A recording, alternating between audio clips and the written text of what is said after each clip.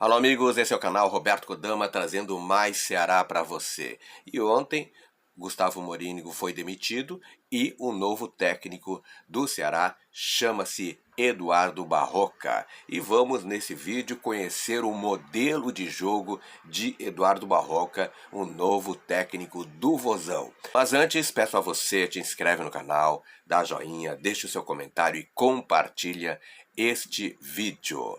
O novo técnico do Ceará, Eduardo Barroca, possui aí uma grande lista de times que comandou em tão pouco curto tempo de carreira. Apesar de estrear na carreira profissional em 2019, na primeira passagem pelo Botafogo, o treinador também já comandou Coritiba, Vitória, Atlético Goianiense, Avaí e Bahia, antes de chegar ao Ceará. O novo comandante alvinegro será apresentado hoje em Porangabuçu.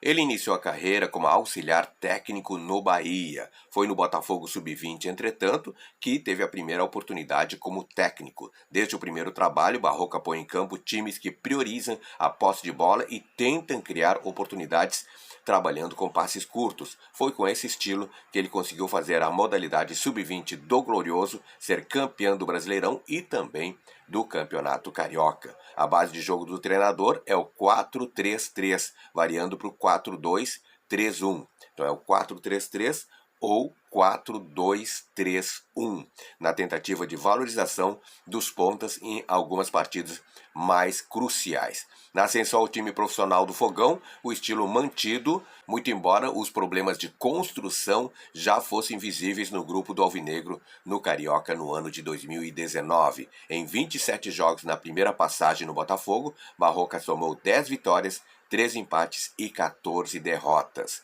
Na carreira geral, foram 131 jogos com 38 vitórias, 39 empates e 54 derrotas. E quais são os pontos fracos dos times de Eduardo Barroca? Pois a posse de bola e a tentativa de controle da partida por passes curtos podem ser bons recursos se bem executados e também a depender do campo em que é jogado. Nos times comandados por Eduardo Barroca, por vezes essas características formavam em campo uma equipe sem objetividade e intensidade com a bola no pé, criando então uma posse inerte, como classificam alguns jornalistas que já acompanharam aí o trabalho do treinador. Outra questão que se acentuava ofensivamente eram os baixos números de gols feitos. Ao todo, em 131 jogos que comandou como técnico nas equipes profissionais, o treinador ajudou a produzir 129 gols, criando uma média de menos de um gol por partida. No campo defensivo, desde o Botafogo, os times de Barroca sofrem muitos gols. Em toda a carreira na beira de campo, as equipes do técnico foram vazadas 153 vezes em 131 jogos. Defensivamente falando, um dos principais pontos negativos de seus grupos são as defesas de bolas aéreas. Portanto, em termos de números, o trabalho de Eduardo Barroca não é tão interessante assim. Olha só, na carreira geral, foram 131 jogos, 38 vitórias, 39 empates e 54 derrotas. Ou seja, ele tem mais derrotas do que vitórias na carreira. Isso não é um bom sinal.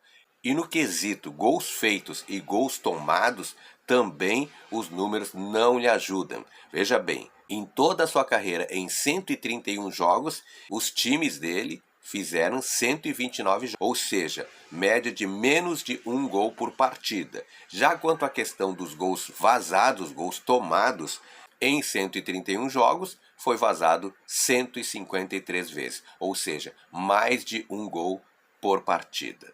Em linhas gerais, os times de Eduardo Barroca tomam mais gols do que fazem. Isso não é bom sinal.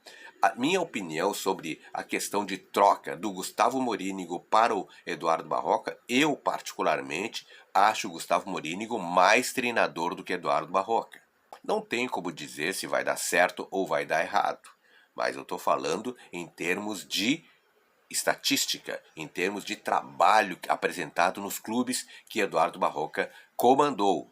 Eu particularmente preferia o Guto Ferreira, que também não acho grandes coisas, mas pelo menos ele tem experiência em Série B e os times deles têm mais vitórias do que derrotas Pelo menos essa é a minha impressão.